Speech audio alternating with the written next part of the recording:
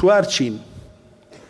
بەرپرسن لە هێنانی فەسادی ئەخلاقی بۆ ناو کۆمەڵگا. چینی یەکەمیان کێیە؟ منافقەکان کە الله سبحانه وتعالى لەبارەیانەوە فەرمێ ومن الناس من يعجبك قوله في الحياة الدنيا ويشهد الله على ما في قلبه وهو ألد الخصام وإذا تولى سعى في الأرض ليفسد فيها ويهلك الحرث والنسل. فرمي لنا وخلقيا كسانك هن بناوي دين وقسوب أكن يعجبك قوله في الحياة الدنيا توسر سامي قسا كان يبي واخوي بيشانا زور دل صوستا زور خم خورتا زور لقلتها بلام شي وهو ألد الخصام بلام أو ألد الخصامة ألد الخصام كسيك لمناقشة لقلتو كدليل يكيبوه هني لو اشتايا أي قريتو بدرو يخيطو راكا بو سوچه كتر بابتي كتر وروجانه بابتكا أقوره بۆی دەرنەکەوێت درۆزنە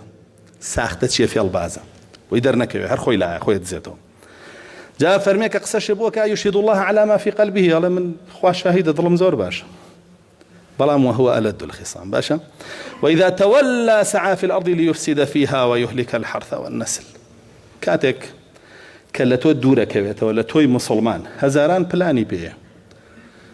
بۆچی بۆی فەساد لەسەر زەوی بڵاو کاتەوە بۆی بربێتە ماڵ و حاڵ و ژیان و ناموسی خەڵکی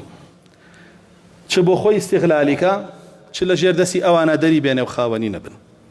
ئەمە چینی یەکەم لە منافقین. چینی دووەم یەهودە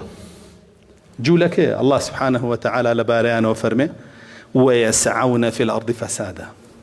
والله لا يحب المفسدين. فەرمێ یەهود بەردەوام لەسەر زەوی بە دوای فەسادەوەن قەت یەهودی نابینی لە ئیسلاحە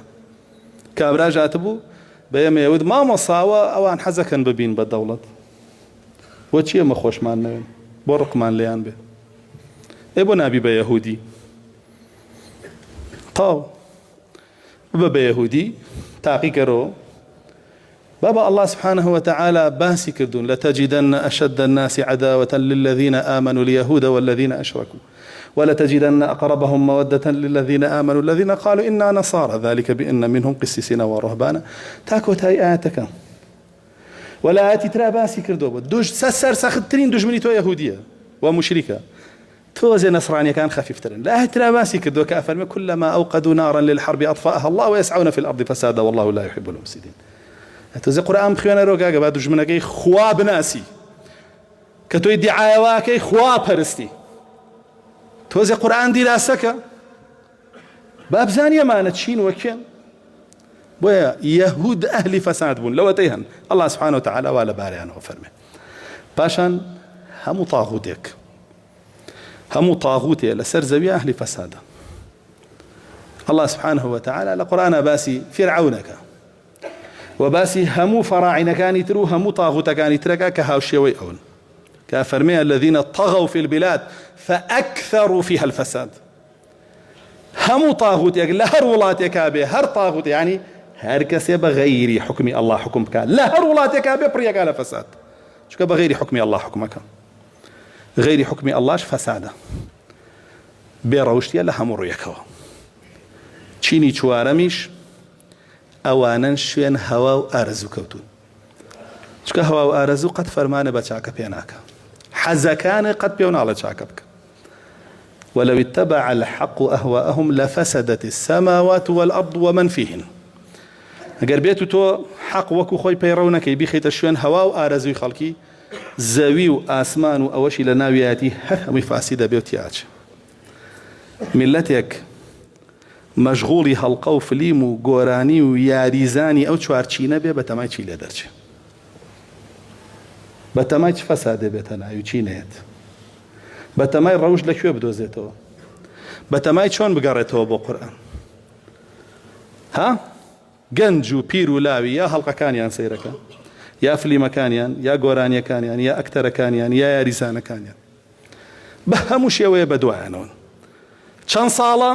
35 ساڵەوە ئیتر تۆش دابنیشی لەسەر مینبەرێ جومعانە وتارێکی بۆ بدەی وتارەکەش ئەوە نەبێ کە یەک تۆز بەهۆش خۆیان بیهێنێتەوە بەڵکو وتارێ بێ ڕایکەی تۆ موسڵمانی مادام هاتوویتە بەردەم من و بڕۆرەوە هەر مردیەچیتە بەهەشتەوە ئەوە دینی فێرکی. ئەمە ناوبنەی دینی حەق بۆ خەڵک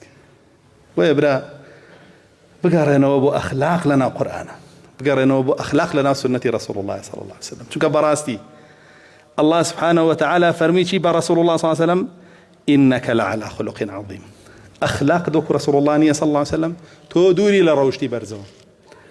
دووري لە قورئانەوە. چونکە عایشە خاتون کە پرسیاریان لێکرد ڕەوشتی رسول الله صلى الله عليه وسلم چۆن بۆ فەرمی كان خلقه القرآن، وەک قورئان بوو. تۆ ئەڵێ من نازانم قورئان بخوێنمەوە، ێستا ڕەوشتت چۆن وەکو قورئانە؟ بۆ نایزانی بیخوێنیتەوە، بۆ هەموو شتێک خوێنیتەوە، بۆ مۆبایلەکە دەخوێنیتەوە، خۆیش عەرەبیە ئینگلیزیە و زمانێکی ترەی، بۆ نازانی قورئان بخوێنیتەوە؟ دیارە حەزە بە ڕەوشتەکە نییە.